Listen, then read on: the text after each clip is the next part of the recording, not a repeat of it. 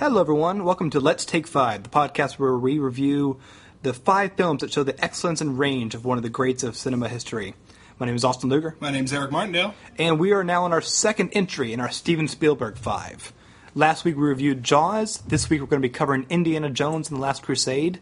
Then the next 3 weeks are going to include Schindler's List, Minority Report, and Munich. Let's get right into it. Indiana Jones and the Last Crusade. Indiana Jones really is kind of one of those amazing icon heroes, and it's one of the few that isn't based off a book, TV show, anything. And of his 4 films, 2 are really critically popular.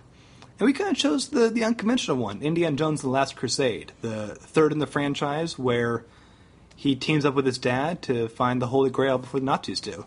Mm-hmm. In my head right now, I'm just going dun-dun-dun-dun, dun-dun-dun. This was the Indiana Jones film I grew up on. Okay. It was. I think everyone has one that it was either a time or place or whatever that they stuck with a lot, because I saw Last Crusade. So the movie came out in 1989.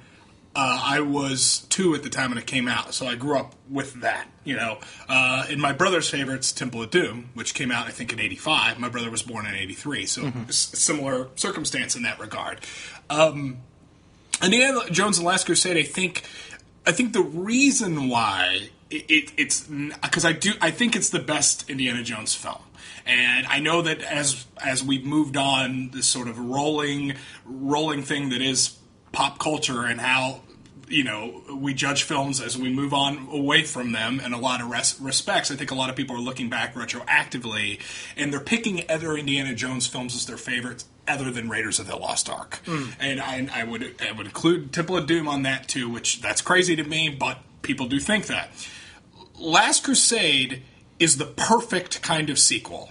It walks the line where it's not sequelitis. This isn't a plot rehash like something like Ghostbusters 2. We're relying on the memory of the Ghostbusters so much that we watch Ghostbusters 2. And it's not something so off-base like Temple of Doom is, where it just feels, or Godfather 3, or even Godfather 2, even though it's a great movie.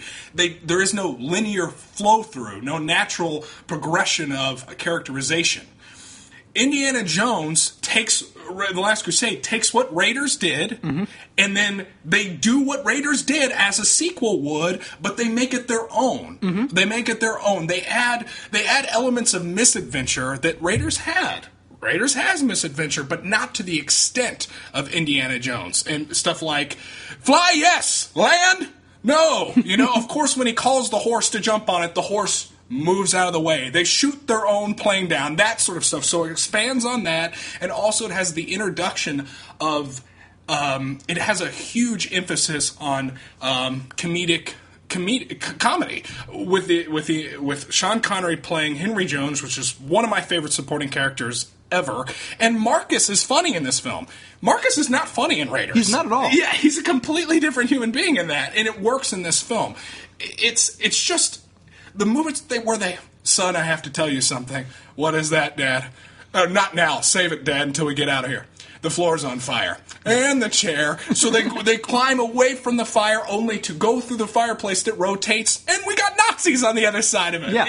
That type of stuff, to me, is what makes Indiana Jones Last Crusade better than Raiders, because it has that element of misadventure and folly that I don't feel like Raiders has. It's a little too serious. That was my biggest surprise rewatching Last Crusade, because I had just thought a lot about Raiders recently. I saw a documentary about it and such, and I really like Raiders. I think Raiders is actually still my favorite Indiana Jones film. This one, I just totally forgot how many jokes per minute there are. It's really almost a comedy first and adventure second, and the jokes land for me about 93%, which is incredibly good for a comedy. No Ticket, I think it's incredible. That's my favorite joke of it. But what didn't work for me was Marcus in the tank. Oh, yeah? Little too much? Everything in there was so camp that I was like, what is happening right now? The pin is Mario than the sword. The fan. Yeah, actually, okay. Denholm Elliott was a little nuts on that and that scene. But again, what that was doing was it was adding characterization between you're getting more of a relationship of family history of now seeing Henry Jones Sr.'s relationship with Marcus. because they knew each other outside of Indiana Jones. So, and they have this weird sort of like, well, Ivy League. It's not Ivy League, I know that, but prestige academics. Thank you. relationship. That's what I'm looking for. What I found really interesting about this as a sequel, and it's an incredibly good sequel, is that all of its great moments are new. They are not like doing a riff on the past entirely. Like all these segments we keep talking about, all these lines we keep doing are not callbacks. They are its own moment. And I think that's missing from a lot of sequels nowadays. I saw the new Ghostbusters film. I actually liked it quite a bit, but the biggest problem with the film is that there's just so many damn callbacks to the original movie that this movie can only exist if you've seen the first one. You can watch Last Crusade as your first Indiana Jones film. And, I mean, you'll get a better understanding of the relationship between Marcus and whatnot if you've seen Raiders, but also that could just be bonus for you. You can treat that as a prequel, because this can go in brand new. Indiana Jones' Last Crusade was the first one that I saw, or that at least I remember. Oh, okay. Saying. Yeah. So, it always worked for me growing up. To me, and I've done it a couple times on this podcast. So far, I've referred to the movie as Indiana Jones. Oh, really? That's happened to me like twice already since we've been doing this. As in, that movie is only Indiana Jones to me. Oh, so that's funny. It's honestly, it's not.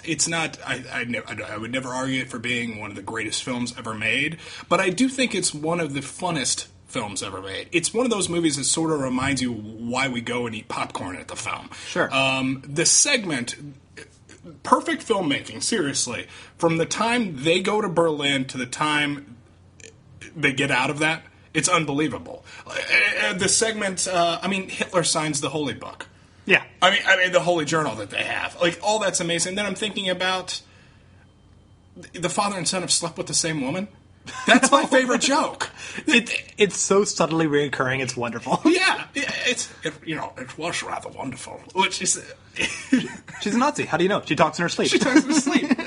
It's disgraceful. You're old enough to be her grandfather. And he goes, well, I'm as human as the next man. I was the next man. It's hilarious. I mean, it's so good. But I never thought it was too funny because the adventure's always there. There's still.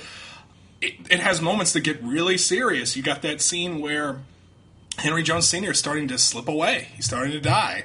And you see the lion's head growing in the background as he's saying, you must believe, boy. You must believe. I mean, it gets really serious. When he shoots the back... Donovan, going off memory, Donovan shoots Henry Jones Sr. Holy shit, that can't happen. Yeah. And it's great. It's great. Especially since they were treating this as the end of a trilogy. Mm-hmm. They were really going into this as, this is going to be the final Indiana Jones film. God, I wish it was. Yeah, but also, I'm hoping this will be also like the Star Trek films, where all the Star Trek fans say the odd numbers are the good ones. Indiana Jones 5 could be the redemption. Yeah, I really don't like Crystal Skull. I just hate that movie.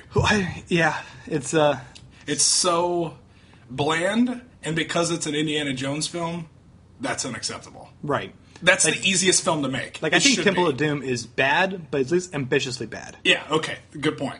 Yeah. I also have a theory that every Harrison Ford film, you can tell if it's a good film or not, whether he gives a shit about his performance. And I don't think he does in Temple of Doom, but he definitely does here. Yeah, he does. He's really good in this movie. Yeah, he's really good. I've had this conversation before where I think that Force Awakens, I was talking with it to you and other people about how good, it's the best Harrison Ford, one of his best performances. He obviously cared about the movie. You watch Return of the Jedi, he doesn't seem to care about it. And no. To be fair, they stopped, I still like Return of the Jedi, I know you don't, but they stopped writing characterization, so he didn't have a lot to work with in Return of the Jedi. They really didn't grow the characters from Empire. But he's really good in this movie, really good. And it's because of that characterization. Spielberg does such an amazing job, and he saw this really as he wanted to apologize to Temple of Doom. He thought that went too dark. Now he's going to go for a lighter thing, and it touches upon Spielberg's father and sons. This is going to appear in so many films. He'll appear again in the set, and the interactions between them are. You will have moments when they will point blank say, we never talk. Okay, we'll talk now. So they're directly addressing their problems. But they also just amazingly address their problems in very unconventional ways. just the way they communicate and the way they try to solve the puzzle of the room says a lot more than a really pointed Sundance scene would have. And that's kind of what he does so well. And Spielberg also, watch this again, this is shot beautifully. Like, this is Oscar-level cinematography and camera movement in the third film of an action franchise. I was right about saying an action film, too. Not to take that away from... No. But the tank battle with them riding on the horse is shot incredibly. It's one of the best action set pieces in film. It's so exciting. It's always so exciting. And because the story is told in such a way, you don't know how things are always going to turn out. They always use comedy as a way to show the characters are in danger in this movie. Like, when the characters start to feel safe, they throw something at you. And it's usually done comedically, but to show the characters, no, they're actually in danger. For instance, Junior, get down. Dad, we're well out of range. And then the bomb lands behind them. Oh, shit. They can hit us up here. Also blows up the car, which is funny. But because comedy also allows the audience to be on the tone the genre wants, the film wants it to be. Yeah. Because this is a silly franchise. And it's wonderful. I think it's brilliant. It's fun, adventure. The idea that, like I said, Hitler could sign the book. They're gonna, Indiana's gonna fall off the cliff, but he's gonna climb up the side.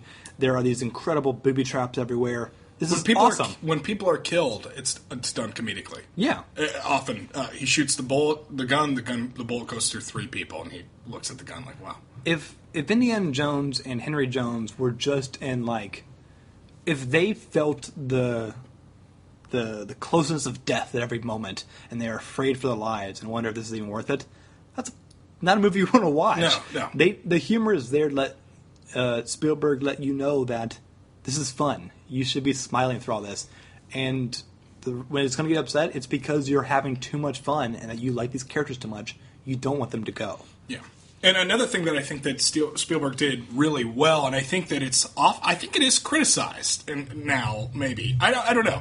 But the opening with River Phoenix, I've heard a lot of criticism for that because it almost, because people say that it gives you too much, right? Or, okay, now we know he's named after the dog. Now we know how he got the scar. We know how he got the hat. Like we get all that fear stuff. Of snakes. But the fear of snakes. But the point I think that they're missing here is when his father enters. That's the actual caveat here. That's his relationship with his father. Here you see the distance in the beginning. He's there. It's about going back to the past for a better future. So I think that's why it really needed to be the ending, because he rides off and the sunset settled. The last lines he says to him, "What did you find, Dad? Illumination."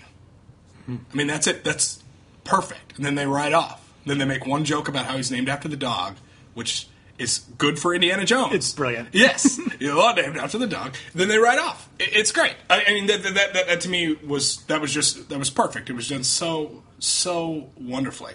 Oh my goodness, the sidecar chase scene. It's amazing. It's incredible. They shoot their own plane down. They get in the car. They steal a car. They're being chased by the Nazi in the plane. It's so good. It's so good. Well, also, Spielberg is one of the best at visual narrative flow. And it's just a kind of great thing of, like, the way the plot is going to progress, all the little twists and turns the character's going to think of, they're all there in plain sight.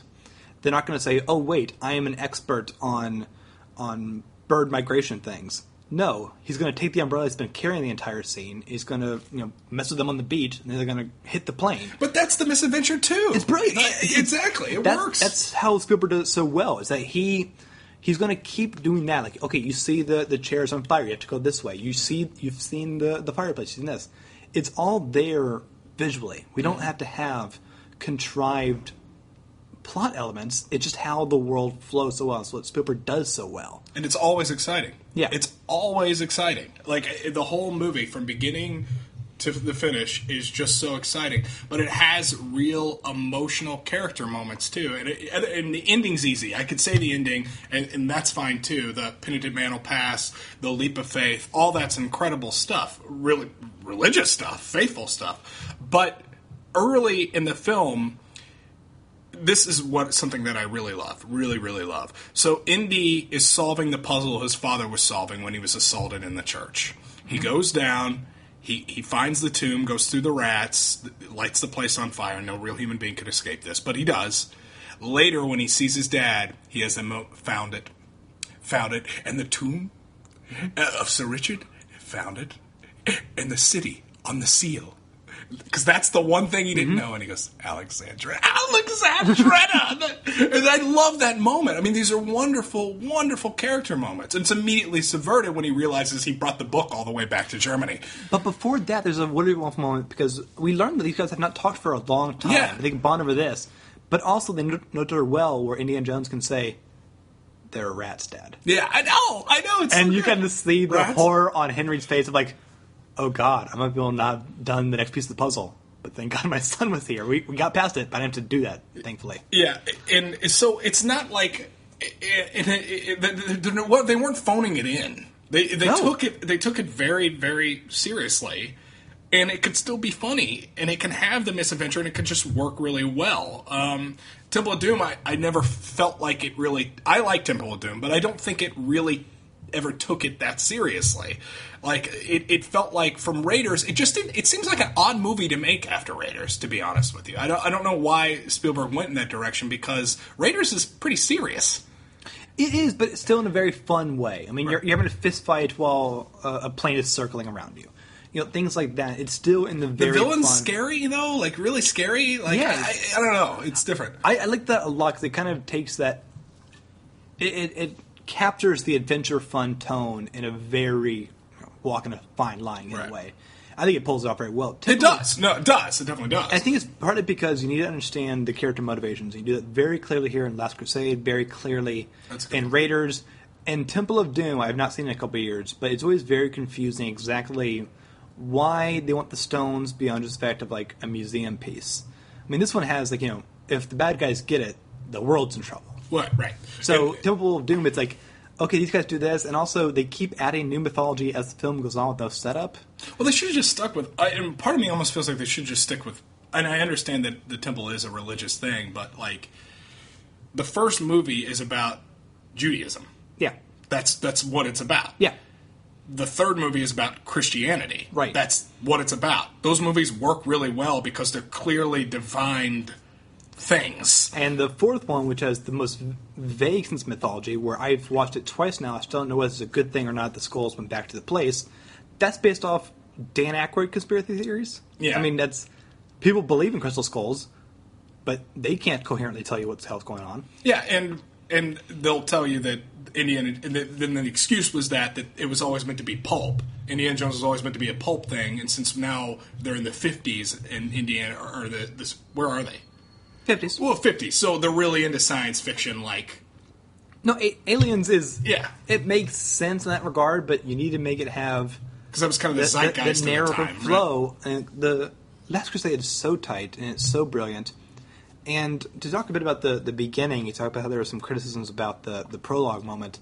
My boss had a real problem with that scene because he thought it was such a clearly defined beginning origin story for Indiana Jones, and then he felt it very unsatisfying that they immediately cut to him recovering that exact piece, literally in the next second. So it jump cut to him on the boat, getting that artifact back. What No, I made a face. That's why I also stopped. Yeah. I'm just confused on why that's a brilliant jump cut. He wanted it to be. He thought it'd be fitting to be his last adventure was to get that back, kind of thing. So where is the real kind of bookend of his journey? And the point I made on my other podcast, The Immortals, we reviewed this movie on episode 40. I think what the film is trying to say, and sadly only works if it actually is the end of a trilogy, is that was him beginning to get into adventure, but the real end of the bookend of his journeys is to finish the thing that his father couldn't finish. That's part of it. But I think there's a bigger theme going on here, probably. Not bigger, but just a more subtle. Sure. Okay, so he's going after the Cross of Coronado. That's what it is. Mm-hmm. You see him get it, and he's fighting for the museum. It belongs in a museum, and that's supposed to tell you what. That's supposed to show you how driven Indy is for archaeology. That's the point, and driven for preserving these artifacts. But it also shows you in the very beginning, you see this time jump, how he couldn't just let it go. He can't just let it go. Later in the film, The Cup of Christ is at his fingertips. I never thought about fingertips. That. Yeah. And sometimes, eventually, the point is, you're going to get killed. At some point, you have to let it go. Yeah. He's literally got the cup of Christ right there. I can get it, Dad. I can get it. And he wants it in that museum. Indiana, let it go. And the art to get to that moment is so beautiful because when Henry thinks that Indiana died after the big tank scene, he's really emotional. He really thinks the first time that his son has gone to him.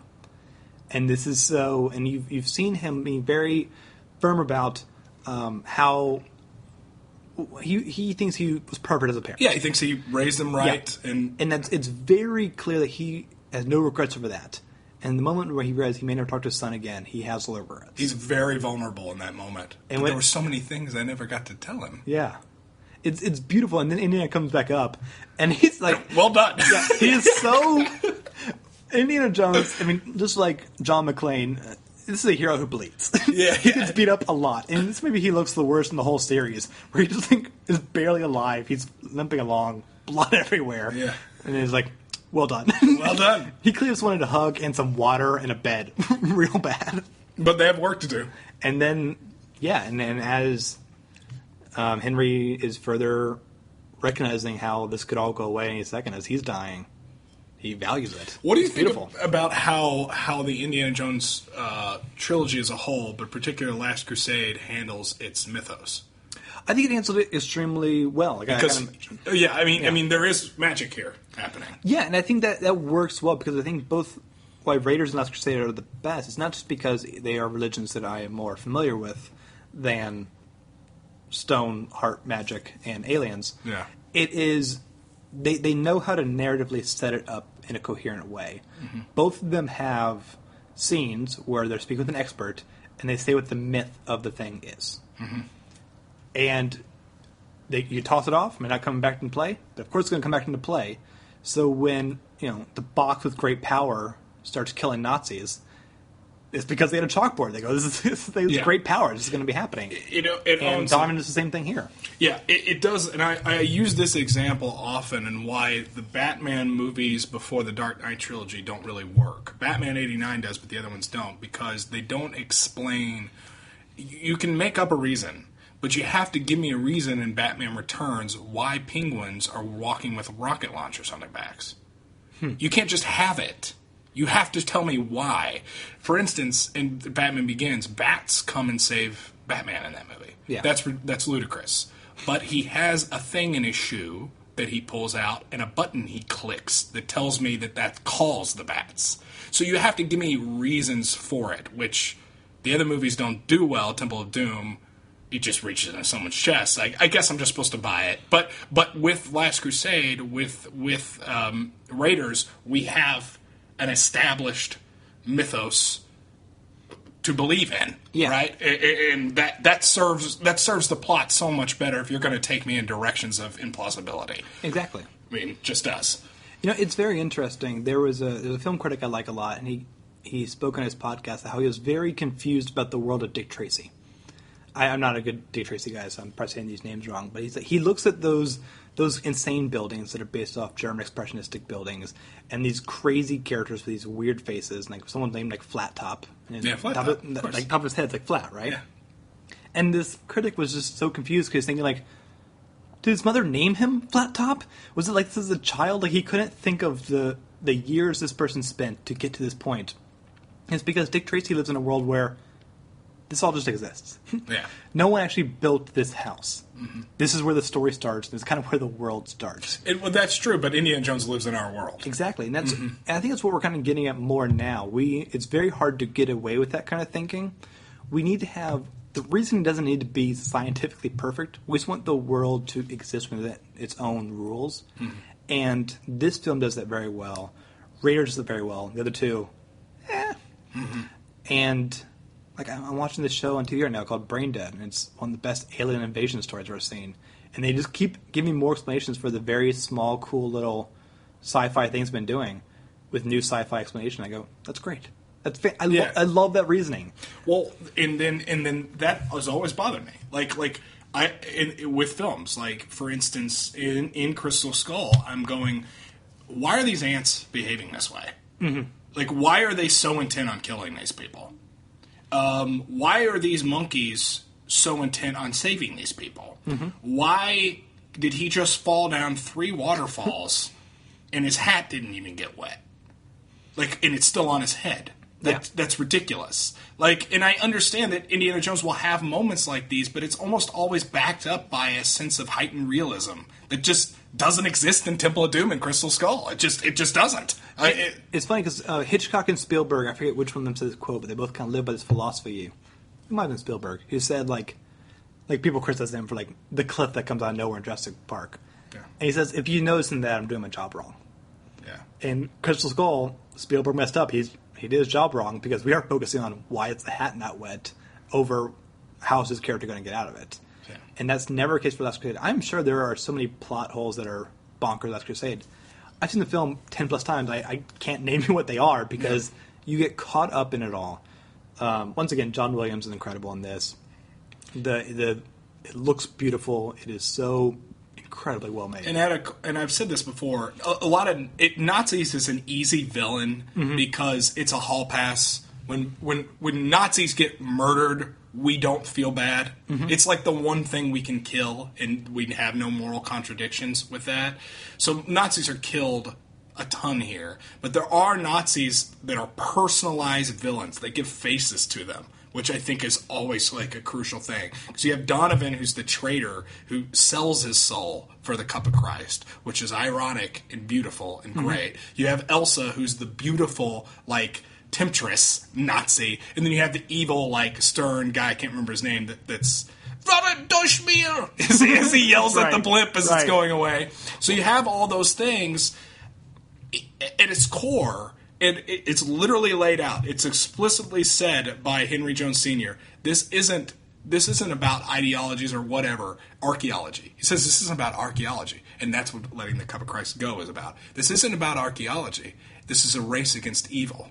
Mm-hmm. And it is a good versus evil story. And right there, what I just said, that's the crux of why it jump cuts to him, and he's like, about archaeology. I got to get the Cross of Coronado back. The Cup of Christ is not about that. Mm-hmm. That's not what it's about. It's about stopping evil. And that's why I think the film is elevated to a place higher on the shelf than Raiders. I love Raiders, but there's something there. There's some itch that Last Crusade scratches for me. There's so many satisfying small moments. Like I said, the visual narrative flow. You mentioned the Cup of Christ. This is the son of a carpenter. Yeah. Oh my God, that's a beautiful scene. The X on the floor. Everyone I know who watched that just freaks out loving the X marks the spot at this moment. And it's just like, you can see it. When the audience can solve the puzzle alongside the protagonist, it's fun. Yeah. And the best of Stephen Moffat's writing can do that as well. It's like you're there in it. You get to be as clever as the film because you're with it. And those moments work so well in this movie. There's a couple things I'd like to say before we get towards the end here. One thing that I think is really cool is that the knight who's guarding the cups does his duty. Yeah. At the end of the film, I didn't notice this until I finally saw the film in widescreen because I had a full screen VHS when I was a kid. But if you watch in the corner, when the seal's broken and the thing starts to fall, you see him die. He like lowers down and like dies. Like a duty's fulfilled here, I think, which is really neat. Also, I was privileged to watch a film stage version of Oedipus Rex, which has Oedipus Rex is what was commonly considered the first play because it was the first play to have characters in it. Uh-huh. So it has a full chorus of people that just say lines in unison because Greek chorus, literally. 3 of the Greek chorus members. Dimholm Elliott, who's Marcus, the knight who plays the knight who's guarding the Holy Grail, and the evil German dude. Really? There's like 12 people in the chorus, and 3 of them were in Last Crusade. That's awesome. I know. I saw it in college. It was great. All right, that is our thoughts on Indiana Jones and the Last Crusade. This Spielberg guy, he's got some talent. Yeah, he's a pretty good guy. Pretty good. This is. I'm just. We've done Jaws. We did Indiana Jones: Last Crusade. It's gonna get even better next week. The guy. Shame on everyone who says he's just poppy, and that's whatever. Because we've covered his 2 most populist films, at least on our 5. Yeah. Oh, yeah. You were gonna say. Yeah, sorry, I cut you off. Yeah, and they were great. They were really good. The thing is, I like Jaws more than Indiana Jones and the Last Crusade. Me and too. You hear how passionate I am about Indiana Jones and the Last Crusade. So, anyway, if you want to get in touch with us, you can email us at letstake5@theartimmortal.com. Our Twitter handle, if you want to tweet at us, is @theimmortalspod. The Immortals is a podcast that's also on the network here, where Austin and his merry band of misfits reviews. We review one of the 1001 movies, albums, food, songs, children's books, and TV shows that you must see before you die. In the episode that came out yesterday, we reviewed the film The Towering Inferno. Ooh. If you want to look me up, you can check out my YouTube channel, Constant Diversion. It's a channel that I run with my bro. He does all of the editing. I forgot to say this last time I made that big speech. I made it all like, I do all this. My brother edits the good videos. I edit the poor videos. And by that, they're all good, but I mean, you can tell when my brother edits versus when I do. That Uncharted, which, by the way, perfect segue. Yeah. Of Indiana Jones 2. It's a whole video game that probably wouldn't exist if it weren't for Indiana Jones. That's I think your guys' best edited video, and Ray did that. Also, Ray did the artwork for the podcast for this one and the Immortals. Yeah, he's a talented dude. So I run that YouTube channel with my brother, Constant Diversion. So look me up on that. So before we head out of here, any final things to say? No. Do do do do do do do. Dun, dun, dun, dun, dun, dun, dun. We'll catch you next time, guys. Bye, everyone. Bye-bye. And what did you find, Junior? Junior? Dad? Please, what does it always mean? This Junior? That's his name. Henry Jones Jr. Like Indiana. We named the dog Indiana. May we go home now, please? The dog? You are named after the dog? Got a lot of fond memories of that dog. Ready? Ready? Indy, Henry, follow me. I know the way. Ha!